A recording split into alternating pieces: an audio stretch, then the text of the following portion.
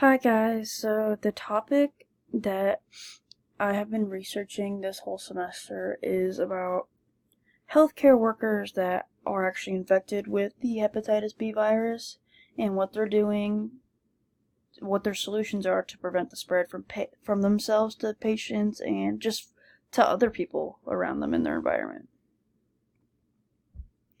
So the problem is healthcare workers that are infected with HBV are practicing on patients. They're putting their patients at a very high risk. So imagine you're a patient low on white blood cells and you walk into your doctor's office. You think, "Oh, this is a very safe place for me to be. Nothing will happen to me." Well, it turns out your doctor has this HBV virus. Being a patient with white blood cells, you're already very vulnerable to any bacteria or contracting anything in the air, let alone any virus that's very transferable. So just imagine the risk that those kinds of people are at. What is HBV? Hepatitis B is a virus which is passed from person to person through blood, semen, or other body fluids like saliva, all that. Some ways it is spread is through sexual contact, needle pricks, needle and syringe sharing, and mother-to-child birth. Looking at the healthcare perspective, I think the two most common out of this list would be needle pricks and hopefully not sharing of syringes and needles, but you never know. Some solutions that have already been made are communication with patients. So imagine, like I said earlier, you're that patient low on white blood cells. You're already very vulnerable. So the first thing the doctor, PA, nurse, or whoever's taking care of you should tell you when you walk in their office is, "Hey, I'm infected with this. I mean, you're risking your health by letting me practice on you, but I still want to help you." It's the patient's decision whether or not they want to receive treatment from that same person or if they want to get a new specialist in the room. Hospital reports, these are usually done after an incident has happened. So you write down the patient's name, the date, the time, and what's happened. Usually it's, a scratch or a needle prick or, a unexpected hole in the glove or clothing or whatever that you'd never noticed. These are usually done just when something happens, but I believe that these should be done after every patient visit. You never know what's happened. You never know what's snuck up on you. There could always be a hole in your glove that you never found until 3 patients later that you just now want to report.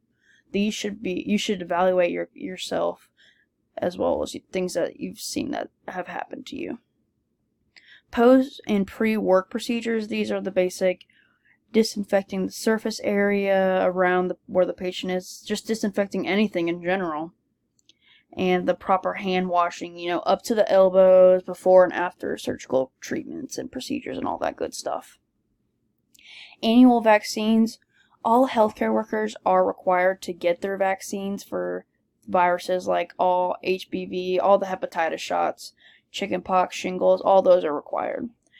If your facility, if not every worker has their shots done, they can actually put the facility on hold from getting state and federal fundings to provide equipment for the facility.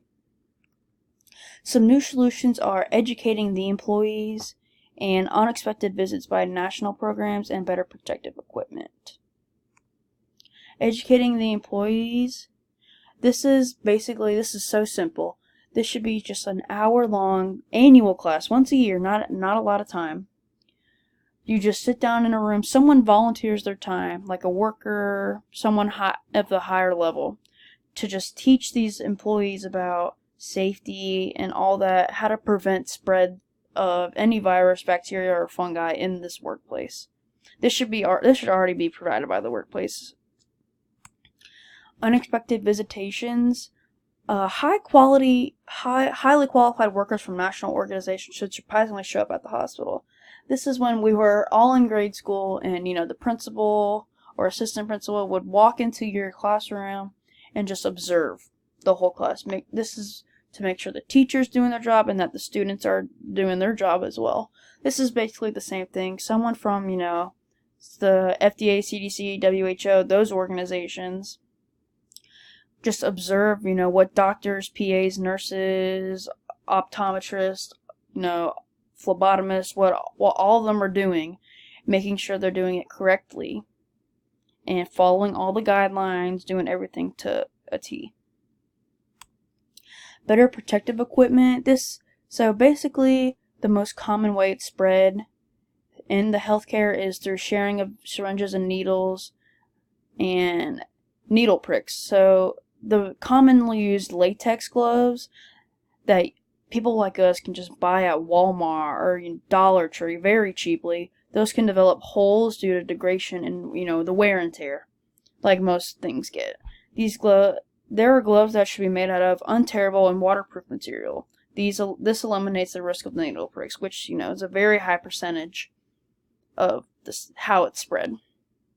And this chart right here actually shows you the percentage of how the use of the needles, how the most high and, the lowest of how the action of how it's spread. So you can see the highest is inserting an IV.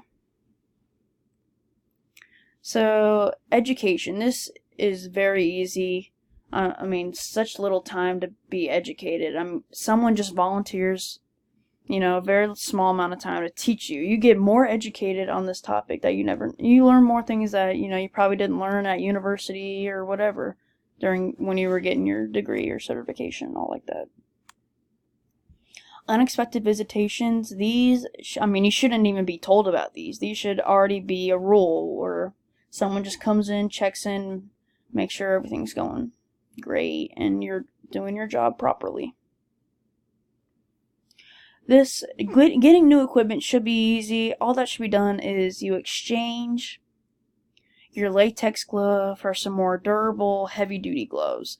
There might be a slight charge since those latex gloves are very cheaply made, and these more heavy duty non-tear gloves do require a lot more material and are made better, but this should be funded by the state and the nonprofit organizations like Blue Cross, all that funds healthcare facilities. And this picture actually shows a rubber glove that is chemical resistant, which that's also another great thing to have for gloves, and it is actually non-tear, which is very helpful. So the overall goal is to stop or reduce the spread of HBV in any environment, not just healthcare, but the world around us, in cities, places, homes, schools, all that.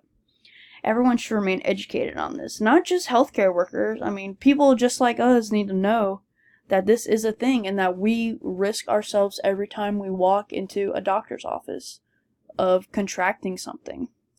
Workers should have integrity while doing their jobs. They should be doing the right thing every single time, not just when someone of the higher authority shows up to make sure everyone's doing their job right. Lastly, the best and only the best quality products should be given to the staff. This is the non-tear, chemical resistant gloves that we were talking about. There should also be non-tear gowns for, surgeons, because that's also a big thing. You get one splash of blood in a cut that you have on your arm, and you're, risking yourself if you're not vaccinated. Doing all these solutions and the new solutions that we came up with, there could be a massive change to a patient's attitude. The patient will be way more confident in having a doctor that is infected with HBV to give them treatment. Thank you so much for listening to my presentation. If you have any more questions, you could always contact me. I would love to answer them. Thank you so much.